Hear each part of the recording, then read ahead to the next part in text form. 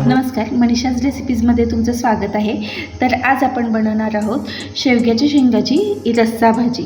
चला तर मग बनवूयात। शेवग्याच्या शेंगांची रस्सा भाजी बनवण्यासाठी आपण शेवग्याच्या शेंगा अशा पद्धतीने चिरून घेतलेल्या आहेत।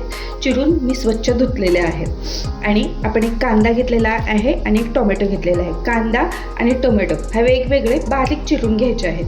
शेंगदाण्यांचा कूट घेतलेला आहे आणि या ठिकाणी मी खोबरं, लसूण आणि कोथिंबीर ह्या तिन्हीची मी पेस्ट बनवून घेणार आहे। त्याआधी आपण ह्या शेवग्याच्या शेंगा उकडून घेऊयात। त्यासाठी आपण इथे मी पाणी घेतलेलं आहे, अर्धा तांब्या पाणी घेतलेलं आहे। यामध्ये मी ह्या शेवग्याच्या शेंगा टाकते आणि यामध्ये मीठ टाकूयात। आपण चवीनुसार मीठ टाकूया।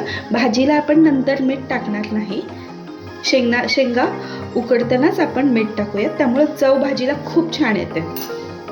आता हे शेंगा आपण तर या ठिकाणी मी हे शेंगा उकडायला ठेवलेल्या आहेत। हे व्यवस्थित असं शिजवून द्यायचं आहे। शेंगा शिजतात तोपर्यंत मी कांदा आणि टोमॅटो चिरून घेते आणि लसूण, खोबरं आणि कोथिंबीरची पेस्ट बनवून घेते। आता ह्या शेंगा आपल्या शिजलेल्या आहेत। आता आपण हे काढून घेऊयात आणि भाजीला फोडणी देऊ। आता गॅसवरती मी कढई तापवायला ठेवलेली आहे। यामध्ये आपण टाकूया 2 पळी तेल। तेल व्यवस्थित गरम झालंय। आता यामध्ये आपण जिरे मोहरी टाकूयात। जिरे मोहरी व्यवस्थित तडतडली की आपण यामध्ये कांदा टाकून घेऊयात।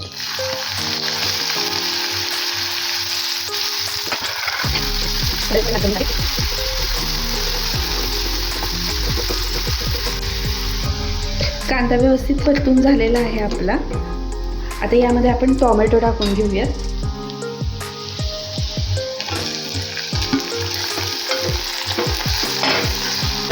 टोमॅटो व्यवस्थित शिजवून घ्यायचे आहेत।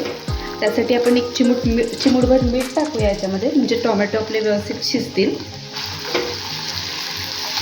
जास्त मीठ टाकायचं नाही आहे, आपण शेवग्याच्या शेंगा उकडताना आपण त्यामध्ये मीठ टाकलेलं आहे। आता हे टोमॅटो व्यवस्थित गाळ होईपर्यंत शिजवून घ्यायचे आहेत। आपण टाकूया हळद आणि थोडंसं काळं तिखट, काळा मसाला। हा तिखट तुम्ही तुमच्या आवडीनुसार टाकू शकता। यामध्ये आपण टाकूयात 2 छोटे चमचे लाल तिखट।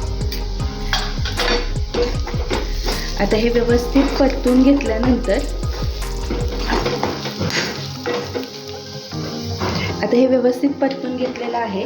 तर आता हे जे आपण शेवग्याच्या शेंगा उकडून घेतल्या होत्या त्या आपण आपल्या भाजीमध्ये टाकूया आणि आता यामध्ये आपण टाकूयात शेंगदाण्यांचा कूट। 2 टेबलस्पून शेंगदाण्याचा कूट बास होतो। आता हे व्यवस्थित आपण हलवून घेऊयात।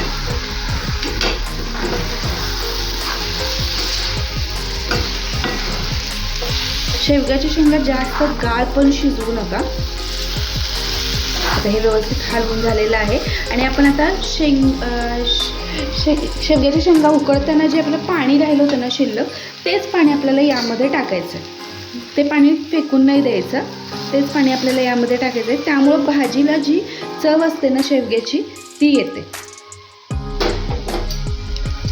हे बघा, तुम्हाला आणखीन पाणी घालायचं असेल तर पाणी गरम करून घाला तुम्ही। आता मी यामध्ये थोडंसं गरम पाणी टाकते।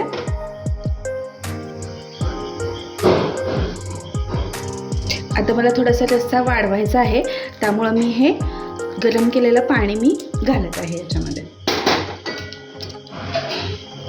गरजेनुसार घाला।